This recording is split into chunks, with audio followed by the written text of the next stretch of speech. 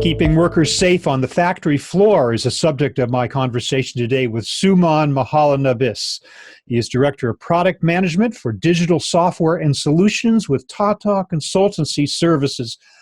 Suman, welcome. Thanks a lot, and great talking to you, Bob, today. So, big question here. How can we keep the factory floor safe for workers who can't go remote? And that is, of course, most factory workers, they can't go remote. Right. Let's have some tips on what we can do. Right, absolutely. So, it's a no-brainer that most manufacturers are, of course, talking about a few things that they can do. One is about social distancing. Other is about, of course, about having PPE, personal protective equipment. But it goes way beyond that, because if you really look at the exposure to risk, especially health risk that workers carry now, and workers' health and safety being so paramount in the current environment, it's way beyond those two things, because you have to think of the concepts of biobubble, creating safe operating zones, and which means that we need to really understand workers' safety at a more granular level. What do I mean by that?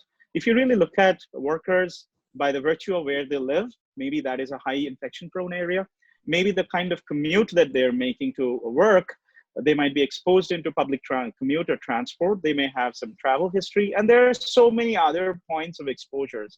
And if you really look at it, it's not just within the walls of your shop floor, it also extends up to your customers and distributors, because our field engineers, our suppliers, distributors, they need to go out of the factory where they would be exposed to some of the unfortunate events that might be there around infection. So understanding risk at a broader space, understanding exposure at a broader space, that really would help manufacturers look into worker safety in a more holistic fashion.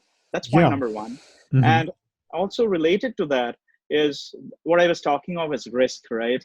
I mean, the whole concept of risk that was there traditionally, where we used to look at plant safety from a operation and plant perspective, has completely been challenged by a global pandemic, right, like COVID. It is there today, but tomorrow, hopefully next year, it won't be there. But at the same time, there's a lot of learning that we can take, because risk is now at more granular level. Risk starts with your employees, your workers, and then it flows up across your talent pool, your deployment, your assembly line, your components, parts, and suppliers. So the way to look at risk and exposure becomes very important when you factor those in at a much granular level and then rolling it up for your operational resilience. So two factors wanted to talk about, just to summarize. One is worker safety is paramount.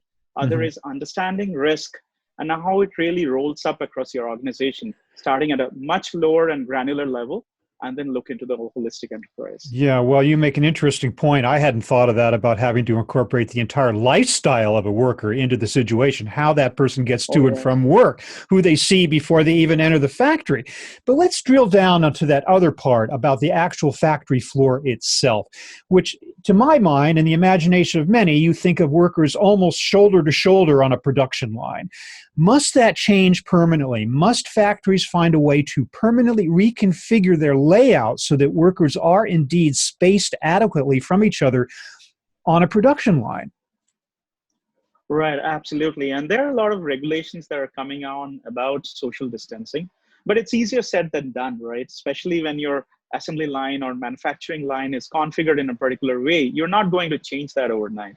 So that's where the importance of biobubbles or creating safe operating zones become important. Mm-hmm. What I mean by that is, if you're able, taking the earlier concept that I was talking of in terms of understanding employees, their lifestyle, and the risk exposure that they have, and if you're able to identify employees or workers who are at relatively lower risk and put them in common workspaces, then you're creating this biobubble where it's safer for employees to work in more closer spaces, and create that safe operating zone where you can still be functional.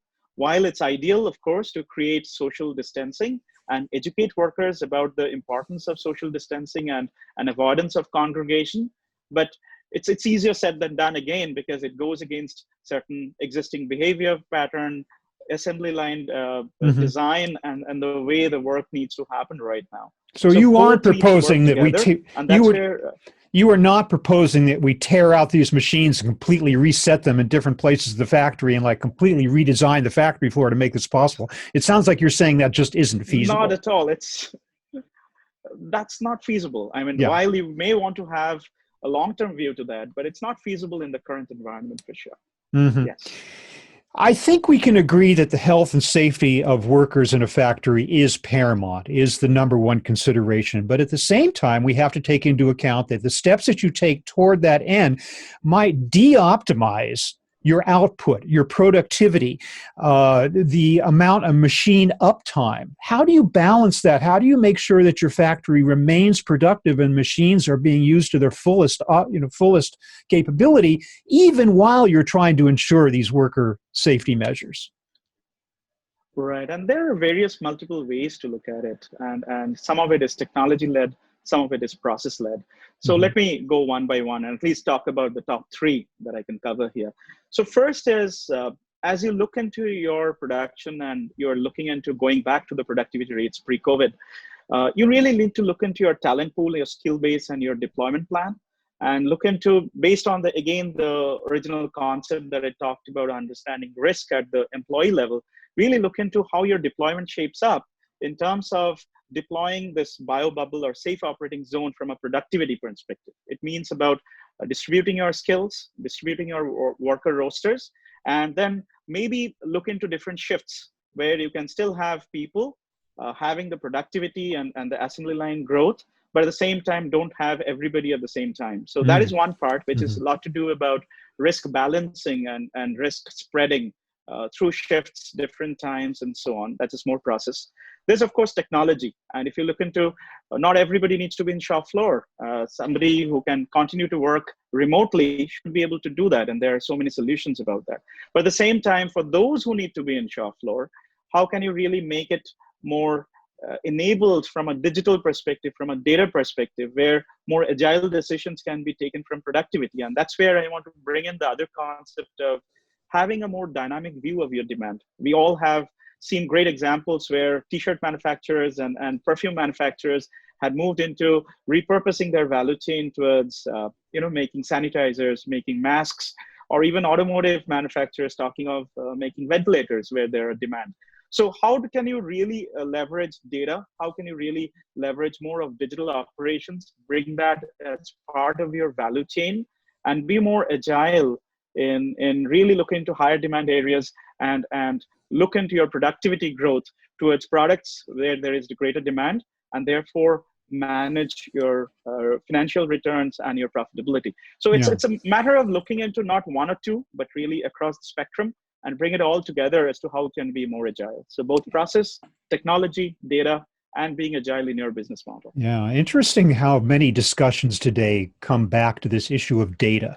The data is available in ways it never was before, and that we can make good use of that. But I'm also thinking that I would think it would be tempting for a factory owner to say, hey, I've got the obvious answer to this problem. We're just going to replace the people with robots. Now, we all know that manufacturing has been on a steady trend toward automation for many years now, and that continues.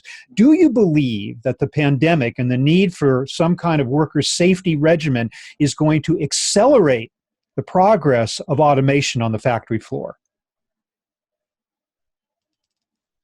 Yes, I think it will be a trigger. And there would be cases where we had already seen about Industry 4.0 concept and greater integration of people and process. I don't want to go on to say that one will obviate the other, meaning that it's not that machine is going to replace it. That's been a very popular conversation topic, but I don't see that happening. What I see more is one complementing the other, especially in these scenarios where productivity can be boosted through better use of automation and bringing more robotics into the assembly line and workspaces. But it can't be machine only. It has to be people and machine working together. And that's the world that we see more and more going there. Yeah. I mean, up to now, we've been talking about definitely the current, I'm just wondering, we've been talking to now about steps one can take within the factory without any external pressure to do so, simply because you need to do it. But on the other hand, there are regulations. There are agencies overseeing this. Which kind of regulatory regimens or agencies should a factory be thinking about that's going to be looking over their shoulders to make sure that these things are being done? Yeah, absolutely. So certain regulatory authorities who are coming very strongly are around, of course, worker health and safety. So Hmm. that'll become increasingly more important, and definitely we are already seeing that a lot. And when it comes to from a perspective of data preservation, because a lot of data, as we are talking of, it will become a data-rich environment. So that's where data privacy protection, data security, these things will become more important. And you also need to think of from a worker engagement perspective in terms of how do you engage with unions, how do you really work with the larger worker environment. That will become important too, because they're the equal stakeholders to this whole process. So I see these sort of levers coming together and really driving that process. Yeah. Finally, do you believe that all these changes that we've been talking about these last few minutes are permanent, or are they simply changes that are going to be made while the pandemic is still in effect? I see the foundations to be more long lasting. What I mean by foundation is the whole concept of understanding risk and the concept of how that can build a resilient operation. That'll be foundational. That is one of the key learnings I think we all can take out of this experience. So, some of the tactical measures would be more timely and emergent, like we talked about PPE and regulations around that. But the continued theme that we see going forward would be about operational and workplace resilience. Hmm. And that is where manufacturers need to really focus upon how to do, like we talked about, bring agility in your value chain, leverage data more to drive that agility, and integrate with man and machine in a safe working environment. Those themes will continue to go and continue to build more resilient enterprises. That we Yeah. see as more long term, whereas short-term activities, of course, are there and they're more emergent, but it'll lead to a more resilient workplace environment for manufacturers. That's what we see here. Some very critical considerations that factories need to take into account in order to ensure worker safety, continued productivity in the time of pandemic and beyond. Suman Mahalanabis of Tata Consultancy Services, thank you so much for being with us today to explain all this. I really appreciate it. Thank you so much, Bob. Great talking to you.